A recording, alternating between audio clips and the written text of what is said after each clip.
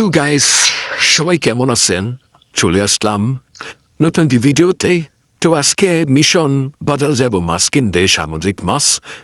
তো সকালবেলা বাসা থেকে বেরোয় রাস্তায় আসলাম। তো রাস্তায় এসে এখানে আমার একটা ফ্রেন্ড আসবে, ওর জন্য ওয়েট করতেছি। তো আসলো নিয়ে বাজারে যাব। তো রাস্তার চারিপাশে ঘের, মাছের ঘের। এখানে চিংড়ি মাছ চাষ হয়, বাড্ডা, গল্লা, হরিণিয়া, তারপরে সাদা মাছ বলতে রুই, কাতলা, তেলাপিয়া, অনেক ধরনের মাছ এখানে চাষ হয়। তো আমার বন্ধু ওই যে আসতেছে, ওর জন্য ওয়েট করতেছি। ও আসলে ওকে নিয়ে বাজারে যাব। তো বাজারে আজকে সামুদ্রিক কিছু মাছ কিনবো। তো মোটামুটি ওয়েট করতেছি ও আসবে। তো অ্যাকচুয়ালি ও চলে আসলো। তো আমরা হাঁটা শুরু করলাম। তো চারিপাশে যে পরিবেশটা, মাছের গেরগুলো আপনাদেরকে একটু দেখাচ্ছি। এই পাশে আবার কিছু সুন্দরবনের ফল আছে। ফল বলতে সইলেকে ওরা বলে, অনেকে চেনে যারা দক্ষিণাঞ্চলে বাড়ি। তো এখান থেকে আমরা হাঁটা শুরু করলাম। ওই যে স্কুল দেখা যায়, ওইখান থেকে আমরা অটোতে উঠবো। তো মোটামুটি হাঁটতে শুরু করলাম। এখানে অটো পাওয়া যায় না, রাস্তার মাথায় গিয়ে উঠতে হয়। তো অ্যাকচুয়ালি আমরা চলে আসলাম। তো এখন পিসডেলে রাস্তা এখানে। এই যে এখান থেকে গাড়িতে উঠবো। তো ওই চায়ের দোকানটা আপাতত ঢুকবো, 2 বন্ধু একটু চা খাবো। চা খাওয়া হইলে পরে এখানে গাড়ি আসলে আজকে অটো চালু উঠবো। তো অ্যাকচুয়ালি চায়ের দোকান চলে গেলাম। তো চায়ের দোকানে গিয়ে চা খাচ্ছি। তো অটো একটু লেট করবো, একটু বড় কোনো খবর নাই। তো কিছুক্ষণ পরে আমরা চা খেয়ে বেরোইছি। বের হওয়ার পর দেখলাম মোটামুটি একটা অটো চলে আসছি। তো অটোতে উঠলাম, অবশেষে উঠার পরে রওনা দিলাম। রওনা দিছি। তো বাজারে যাচ্ছি। হ্যাঁ, যাওয়ার পথে কিছু ভিডিও করলাম রাস্তার সাইডে। পরিবেশ মানে অনেক সুন্দর একটা রাস্তা করছে দেখানোর মতো।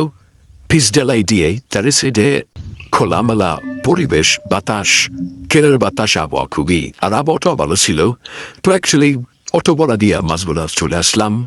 অটো থেকে নেমে তো আপনাদেরকে মাছ দেখাচ্ছি, পরে মাছ কিনবো। আগে একটু ঘুরতেছি যে কি মাছ কেনা যায়।